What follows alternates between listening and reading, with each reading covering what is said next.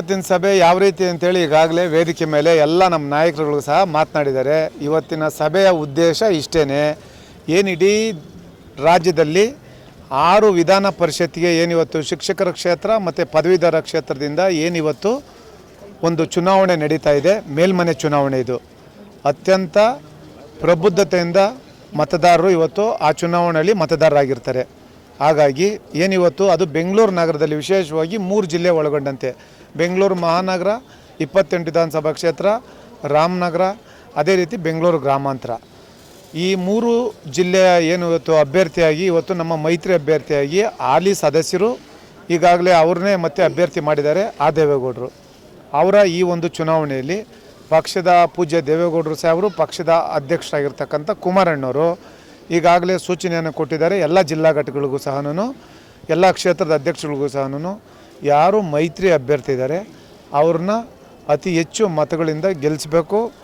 ಅವರು ಯಾವುದೇ ಕಾರಣಕ್ಕೂ ಎಲ್ಲಿ ಈಗಾಗಲೇ ಒಂದು ಯಾರೋ ಕುಮಾರಣ್ಣನ ಫೋಟೋ ಮತ್ತು ದೇವೇಗೌಡರು ಸಾಹೇಬ್ರ ಫೋಟೋವನ್ನು ಹಾಕ್ಕೊಂಡು ಯಾರೋ ಒಬ್ಬ ಪಕ್ಷೇತರ ಅಭ್ಯರ್ಥಿ ಅವರೇನು ಪ್ರಚಾರ ಮಾಡ್ತಾಯಿದ್ದಾರೆ ಅವ್ರ ಮೇಲೆ ಸೂಕ್ತ ಕಾನೂನು ಕ್ರಮನೂ ಮತ್ತು ಪಕ್ಷನೂ ಸಹ ಶಿಸ್ತಿನ ಕ್ರಮವನ್ನು ಕೈಗೊಳ್ತದೆ.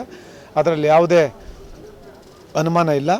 ಹಾಗಾಗಿ ಏನಿವತ್ತು ಅಭ್ಯರ್ಥಿ ಆಗಿದ್ದಾರೆ ದೇವೇಗೌಡರು, ಇವತ್ತು ಸಮನ್ವಯ ಸಮಿತಿ ಸಭೆ ಭಾರತೀಯ ಜನತಾ ಪಾರ್ಟಿ ಎಲ್ಲ ನಾಯಕರು, ವಿರೋಧ ಪಕ್ಷದ ನಾಯಕರಂತ ಅಶೋಕ್ ಅವರು ಆದಿಯಾಗಿ, ಉಪಮುಖ್ಯಮಂತ್ರಿಗಳಾದಂಥ ಮಾಜಿ ನಮ್ಮ ಅಶ್ವಥ್ ನಾರಾಯಣ ಅವರು ಆದಿಯಾಗಿ ಎಲ್ಲ BJPಯ ಶಾಸಕರುಗಳು ಎಲ್ಲ ಇವತ್ತು ಬಂದು ಏನಿವತ್ತು ಪಕ್ಷದ ಕೇಂದ್ರ ಕಚೇರಿಯಲ್ಲಿ ನಡೆದಂಥ ಈ ಒಂದು ಸಭೆಯಲ್ಲಿ ಪ್ರತಿಯೊಬ್ಬರು ಸಹ ಮಾತನಾಡಿದ್ದಾರೆ. ಏನು ಮೈತ್ರಿ ಅಭ್ಯರ್ಥಿ ಇದ್ದಾರೆ ಅವರು ಭಾಳ ಒಳ್ಳೆಯ ಒಬ್ಬ ವ್ಯಕ್ತಿ.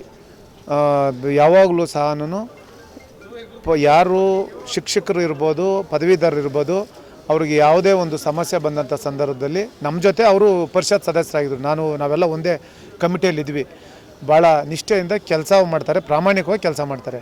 ಹಾಗಾಗಿ ಅಂಥ ಅಭ್ಯರ್ಥಿಯನ್ನು ಎಲ್ಲ 2 ಪಕ್ಷದ ಕಾರ್ಯಕರ್ತರು, ಮುಖಂಡರು, ಯಾರು ಈ ವೋಟರ್ಸ್ ಇದ್ದಾರೆ, ಈಗ ಸುಮಾರು ಇದರಲ್ಲಿ 1,20,000 ಮತದಾರರಿದ್ದಾರೆ, ಅವರ ಪ್ರತಿಯೊಂದು ಮನೆ ಹೋಗಿ ನಮ್ಮ ಕಾರ್ಯಕರ್ತರು ಅವರ ಮನವೊಲಿಸಿ ದೇವೇಗೌಡರು ಏನು ಈ 6 ವರ್ಷದಲ್ಲಿ ಏನು ಕೆಲಸ ಮಾಡಿದ್ದಾರೆ ಅವ್ರಿಗೆ ಮತ್ತೊಮ್ಮೆ ಆಶೀರ್ವಾದ ಮಾಡಬೇಕಂತ ನಾವೆಲ್ಲ ಅವ್ರ ಪರವಾಗಿ ಪ್ರಚಾರವನ್ನು ಮಾಡ್ತೇವೆ. ಈಗಾಗಲೇ ಮತ್ತೆ 11 ಕ್ಷೇತ್ರಗಳ ಖಾಲಿಯಾಗಿದೆ. ಅದರಲ್ಲಿ ಕಾಂಗ್ರೆಸ್ JDS ಒಂದಿದೆ. ಅದರಲ್ಲಿ ರಮೇಶ್ ಗೌಡರ ಹೆಸರು ಕೂಡ ಕೇಳಿಬರ್ತದೆ. ನನ್ನ ಹೆಸರು ಎಲ್ಲದರಲ್ಲೂ ಕೇಳಿಬರ್ತದೆ. ಹಾಗಾಗಿ ನಾನು ಈಗಾಗಲೇ ಒಂದು ಸತಿ ವಿಧಾನ ಪರಿಷತ್ತಲ್ಲಿ ನಾನು ಕೆಲಸ ಮಾಡಿದ್ದೇನೆ. ಪಕ್ಷ ಅವಕಾಶ ಮಾಡಿಕೊಟ್ಟಿದ್ದಾರೆ. ಈಗಲೂ ಸಹ ನಾನೊಬ್ಬನೇ ಅಲ್ಲ, ನನ್ನಂಥ ಹಿರಿಯರು, ನನಗಿಂತ ಈ ಪಕ್ಷದಲ್ಲಿ ಹಿರಿಯರು, ಮುಖಂಡರುಗಳು, ಪಕ್ಷಕ್ಕೆ ನಿಷ್ಠೆಯಿಂದ ಪ್ರಾಮಾಣಿಕವಾಗಿ ಕೆಲಸ ಮಾಡಿರ್ತಕ್ಕಂಥವ್ರು ಭಾಳ ಜನ ಇದ್ದಾರೆ. ಪಕ್ಷ ಯಾರನ್ನೇ ಮಾಡಿದ್ರು ನಾವು ಸ್ವಾಗತ ಬಯಸ್ತೀವಿ.